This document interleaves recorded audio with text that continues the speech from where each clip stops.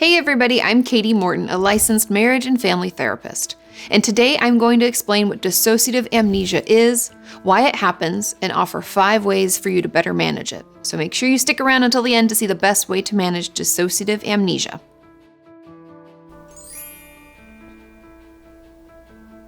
As with all diagnostic-based videos, let's jump into how it's diagnosed first.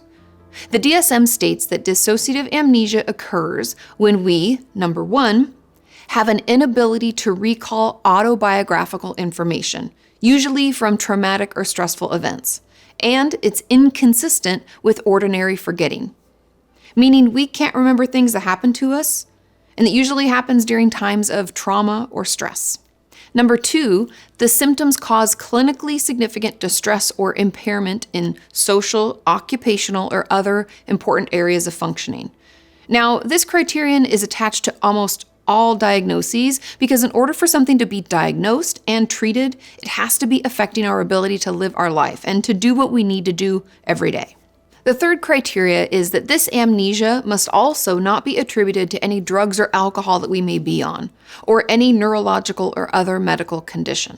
And the fourth and final criteria is that the dissociative amnesia must not be better explained by dissociative identity disorder, which I'll be doing another video on soon, so make sure you're subscribed so you don't miss out. It also can't be attributed to PTSD or acute stress disorder or other mental illness. The key here is the phrase better explained, meaning that this amnesia can't only be part of another diagnosis. It has to occur on its own at least some of the time. This amnesia can be difficult to deal with because, as one member of our community shared, it's like even though we know the days happened logically, but it's like we slept through them.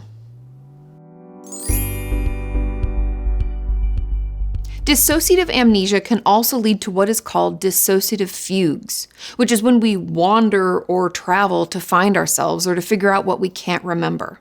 An example of this would be if I suffered from dissociative amnesia, I could leave work one day, not go home, but get on a bus, head to another city or state.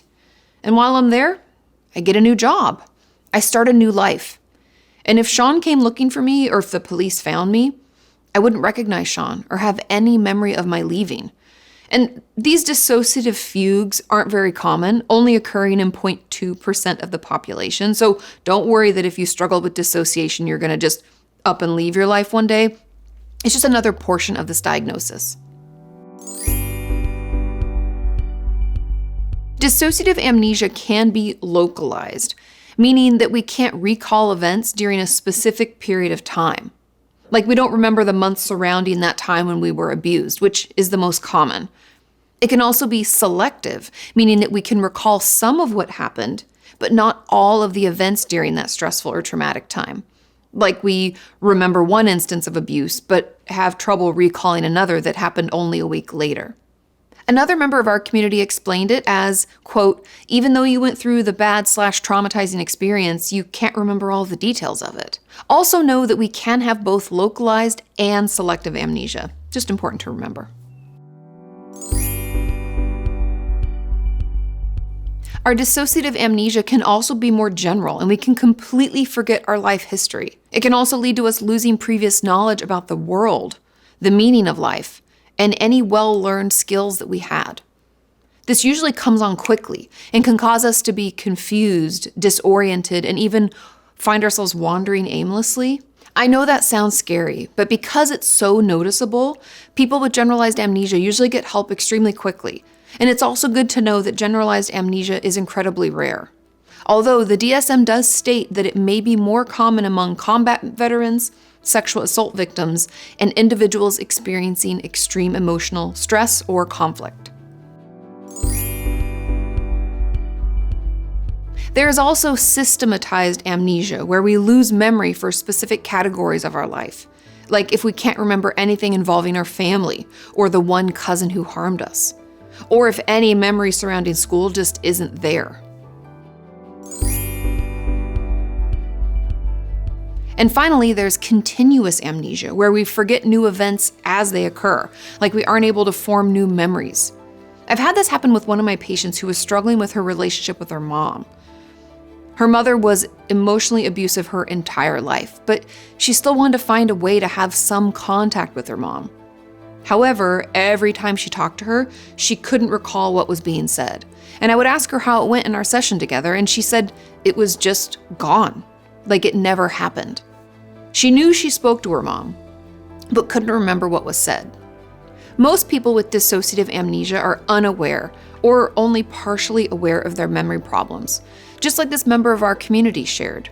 They said, quote, "It's funny, it doesn't really feel like anything because you don't know about what you don't remember." Those of us with localized amnesia can even minimize the importance of our memory loss and can become uncomfortable when we are pressed to acknowledge it or to remember something, which is how this differs from someone having a spotty memory or just being forgetful. It's like we never knew it happened, so we don't even know that we don't remember it. Does that make sense? Whereas someone who's forgetful can become frustrated with their inability to remember that person's name, right? Or the directions to their old home. They used to know it and are aware of that fact, but just can't quite pull it out of their memory. It also differs from permanent amnesias due to brain damage because it always has the potential to be retrieved through talk therapy and other mental health treatments.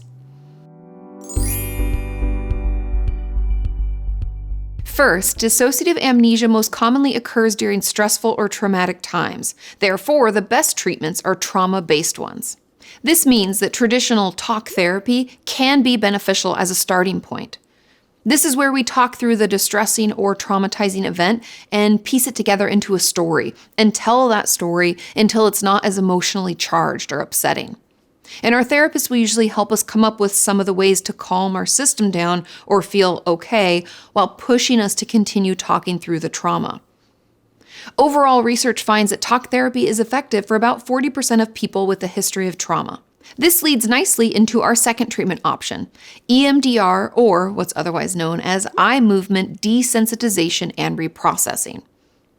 This treatment focuses on what's called bilateral stimulation, meaning we stimulate our nervous system in a rhythmic right to left pattern. This can be done through tapping on our left and right sides, using headphones and it beeping on our left and then right ears, or even through buzzers or tappers that vibrate in our hands from left to right. Now, this bilateral stimulation is done while we recall distressing situations, images, or memories. In theory, this gives our brain another chance to process the trauma. Third, CBT, or cognitive behavioral therapy, has also been shown to be effective. CBT works by having us identify unhelpful thinking patterns and beliefs about ourselves. Then we work to change those patterns by incorporating more helpful and healthy therapeutic techniques. A fourth potential therapy is DBT, or Dialectical Behavior Therapy, which has been shown to be helpful as well. It is similar to CBT, but with a bit more emotion regulation and mindfulness added in. It works by helping us become more aware of how we're feeling before we are overcome by it. And it also offers helpful tools to better manage impulses and effectively navigate our relationships. It's been very useful for those of us who have a history of trauma or anyone with borderline personality disorder. Fifth and finally, medication can be effective too. While there isn't a medication that's indicated for use in those with dissociative amnesia, it can help with other symptoms that may be making our dissociation worse. These are things like anxiety or depressive symptoms, or maybe we have trouble with our sleep. Seeing a psychiatrist and trying medication could be beneficial. I hope you found that helpful. If you feel like I left something out or you'd like to share what dissociative amnesia feels like to you, please feel free to do so in the comments down below. Thank you so much for watching and have a great week. Our dissociative I said that weird. Please feel free to make blah, blah, blah, blah.